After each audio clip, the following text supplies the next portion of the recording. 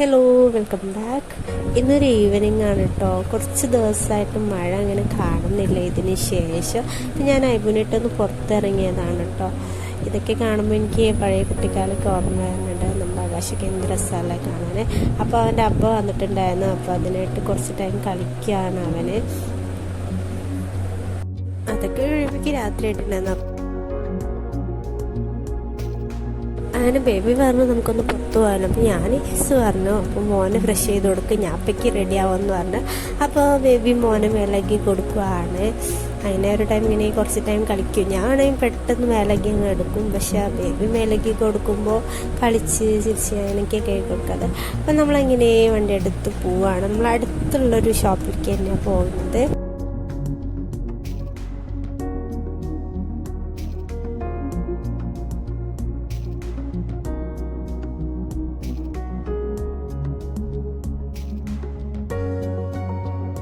നമ്മളങ്ങനെ ഈ ഷോപ്പിലെത്തിയിട്ടുണ്ട്. അധികം തിരക്കൊന്നും ഉണ്ടായിരുന്നില്ല.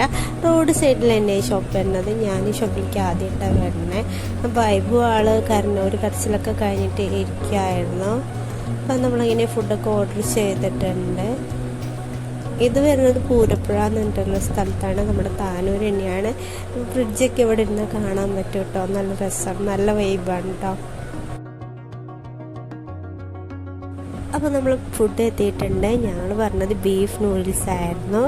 ഒരു രക്ഷയില്ല, ഭയങ്കര ടേസ്റ്റ് ഉണ്ടായിരുന്നു. ഏകദേശം നമ്മുടെ കുത്തുപൊറോട്ടിൻ്റെ ആ ഒരു ഇതിൽ പെടും, എന്നാലും സെയിം ടേസ്റ്റ് അല്ല വരുന്നത്. പിന്നെ നമ്മൾ 2 കോഫി പറഞ്ഞിട്ടുണ്ടായിരുന്നു. ഭയങ്കര ടേസ്റ്റായിരുന്നു, നല്ല ചൂടുണ്ടായിരുന്നു. പിന്നെ ഐബുന് നമ്മൾ കുറച്ച് കൊടുത്തപ്പോൾ ഭയങ്കര എരിവുണ്ടായിരുന്നു. അപ്പോൾ അവന് വെള്ളം കൊടുക്കുകയാണ്. പിന്നെ ആ ക്ലാസ്സൊന്നും വിട്ടിട്ടേ ഇല്ല, അതുമ്പോൾ തന്നെയായിരുന്നു കളി ഉണ്ടായിരുന്നത്. അപ്പോൾ എന്തായാലും ഇവിടെ അടുത്തുള്ളവരൊക്കെ ആണെങ്കിലും ഇങ്ങോട്ട് വരുന്നുണ്ടെങ്കിൽ എന്തായാലും ട്രൈ ചെയ്യട്ടോ. അങ്ങനെ തിരിച്ചു വഴി നമ്മളവിടെ ഗേറ്റ് ക്ലോസ് ചെയ്തിട്ടുണ്ടായിരുന്നു. അപ്പോൾ നമ്മുടെ അടുത്ത് കൂടെ ട്രെയിൻ പോകുന്നുണ്ടായിരുന്നു.